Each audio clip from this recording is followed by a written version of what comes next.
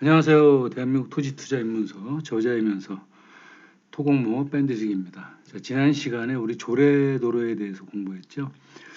정리해보면 조례도로는 건축법상 2조에 나오는 폭이 4m인 도로인데, 우리가 도로대장에 등재를 하려면 도로 소유자의 사용 승낙이 필요해서 사용 승낙을 받은 후에 허가권자가 지정하여 공고해서 도로관리대장에서 관리를 해야 되는데, 사용 승낙이 필요 없이 도로로 쓸 수 있는 도로를 공부했습니다. 그게 이제 건축법상 그 건축법에 나오는 조례도로입니다. 그래서 지자체별로 약간의 차이는 있고요.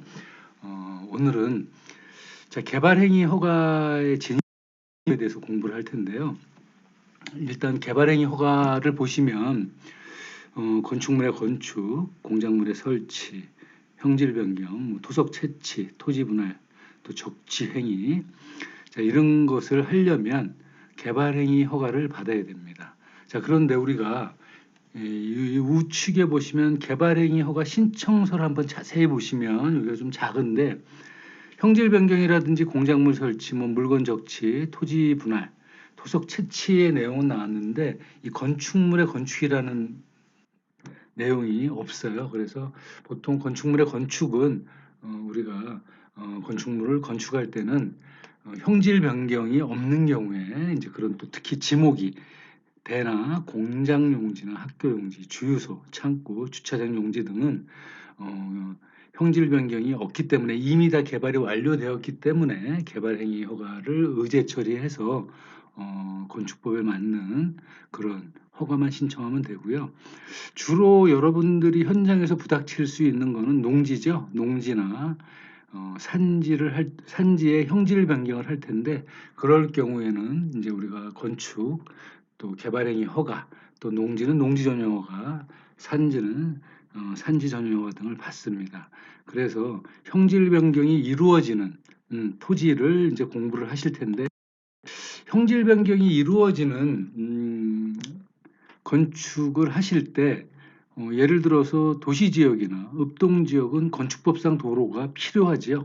건축법상 도로가 필요한데, 우리가 비도시 지역의 면지역 같은 경우는 건축법 도로를 지정해야 될 의무가 없다 보니까 이제 여러 가지 우리가 현장에서 혼선이 오는 경우가 많죠. 그래서 이 개발행위 허가 운영 지침을 보시면 일반적인 도시지역과 읍과 동지역은 건축법상 도로, 개발행위 도로 모든 것이 다 적합해야 되는데, 우리가 비도시의 면지역은 건축법상 도로를 적용을 해야 할 의무가 없다 보니 이 개발행위 허가에서 진입로를 어떠한 도로의 확보 기준으로 적용한다는 사실이죠. 그래서 보시면 개발행위 운영 지침에 보시면 3-2-5의 기반시설은 대지와 도로의 관계는 건축법에 적합해야 된다.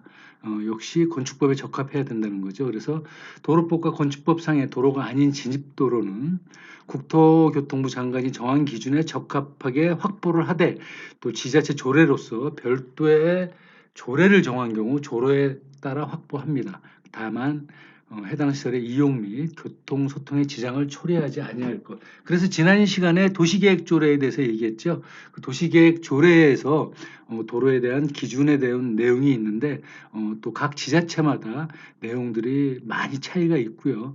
어떤 지자체는 3m에 포장된 도로에 한해서는 또 이용이 가능하다 이런 내용도 있고, 그런 것들은 여러분들 도시계획 조례에 들어가 보시면 또 거기서 정한 내용이 있고, 지난 시간에 한 건축 조례는 사용 승낙서에 대한 내용이니까 지정 공고에 대한 내용과 사용 승낙에 대한 내용이니까 건축 조례와 이렇게 혼선이 오지 않도록 하시길 바라고요.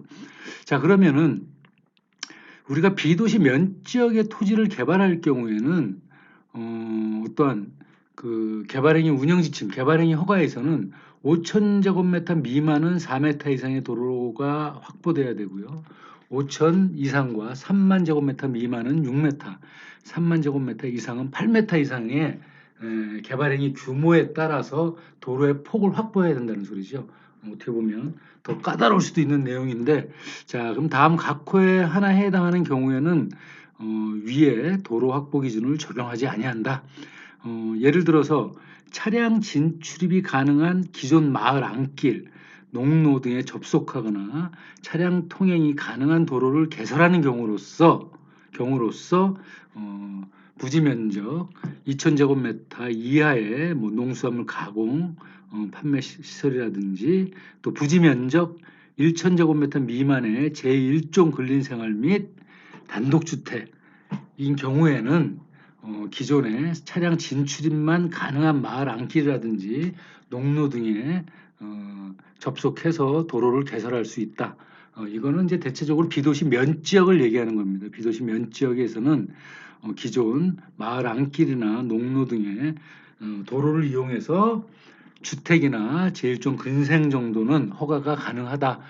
왜냐하면 이 기반시설 같은 경우는 비도시 면지역에 가면 많이 부족한 부분이 많기 때문에 이제 그런 완화적인 내용이 들어가는 거죠. 그래서 개발행위 허가에서 비도시 면지역은 어떠한 도시지역과 읍동지역의 건축법상 도로를 2조, 44조, 45조, 46조, 47조를 적용해야 될 의무가 없다 보니까 도로에 대한 기준이 이 개발행위 허가에서 또 기준을 정해놓고 있습니다. 면적에 따라 도로의 폭을 정했고요.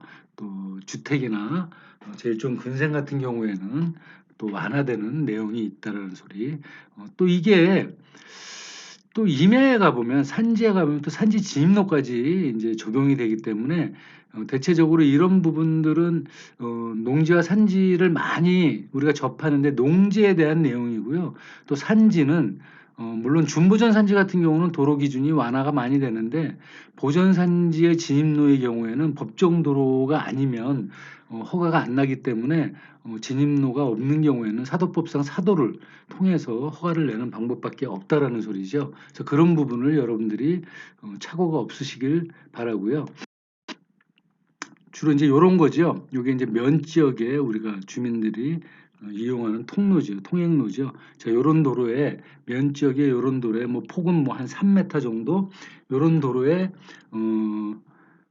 일종 근생이나 단독주택 요 토지에 허가가 가능하다. 개발행위 허가에서 운영지침에서 3-3-2-1에서 이제 규정하고 있습니다. 그래서 우리가 그 건축법상 도로가 필요한 지역은 도시지역은 주상공록이죠. 그리고 읍과 동지역이고요. 또 반드시 건축법상 도로가 필요한데 도시계획 조례로 조금의 완화가 있고, 또 건축법 5조인가요? 5조의 읍과 동지역의 건축 조례에 의해서 약간 또 건축물에 대해서 완화 내용이 있다라는 사실 잊지 마시고, 비도시 면지역에서는 건축법상 도로에 지정 의무가 없다 보니까 약간의 개발행위 허가에서 도로에 대한 진입로의 기준을 삼고 있다는 거 잊지 마시고, 이 도로는 그동안 뭐 법정도로, 또 지정도로, 또 조례도로, 또 이 개발행위 허가의 진입로에 대해서 공부를 하셨는데, 사실 어떻게 보면 가장 기본적인 내용만 공부를 했고요. 실제로 여러분들이 현장에 나가셔서 도로를 보시면 일단 용도 지역을 보셔야 되겠죠. 현장에 나갔는데 땅을 관심이 있는 토지를 임장을 하시면 용도 지역이 도시 지역이냐, 읍동 지역이냐, 그럴 경우에는 이 지역에서는 내가 인허가를 낼 때 건축법상 도로의 기준을 갖춰야 되겠구나. 자, 그랬을 때 이것이 법정도로이면은 점용이라든지 연결허가만 내면 되는데, 또 지정도로인 경우에도 도로대장에 등재가 되어 있느냐 안 되어 있느냐에 따라서, 지정도로는 물론 도로대장에 등재가 되어 있기 때문에 사용 승낙이 필요가 없다라는 소리죠.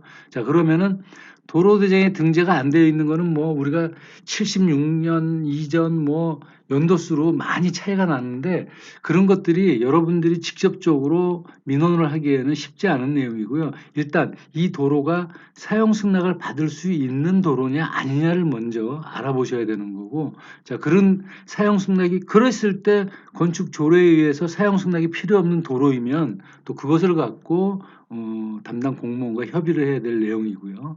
또 현장에 가서 관심 있는 토지가 비도시, 관리, 농림, 자연환경 보전 지역의 면지역의 토지다. 자, 이럴 경우에는 주택이나, 물론 그럴 경우에도 도로가 필요하지만, 아까 개발행위 허가, 면적에 대비해서 폭이 필요하지만, 주택이나 제1종 근생 등의 시설들은 기존 마을 안길이나 농로 폭이 한 2.5에서 3m 정도 될까요? 이런 도로를 통해서 인허가가 가능합니다. 물론 이런 전체적인 내용은 또 실제로 여러분들이 그 해당 지역의 토목설계 사무실과 또 협의를 해야 될 사항이기 때문에 일단 여러분들이 기본적인 분석을 할 경우에는 그렇게 분석을 하시면 될 것 같습니다. 그래서 이 도로에 대한 내용은 상당히 어떻게 보면 쉽지는 않은 것 같아요. 그래서 앞으로 토지 이용계획 확인서를 통해서 또 하나하나씩 이렇게 사례를 봐가면서 공부하는 내용으로 하도록 하겠습니다. 감사합니다.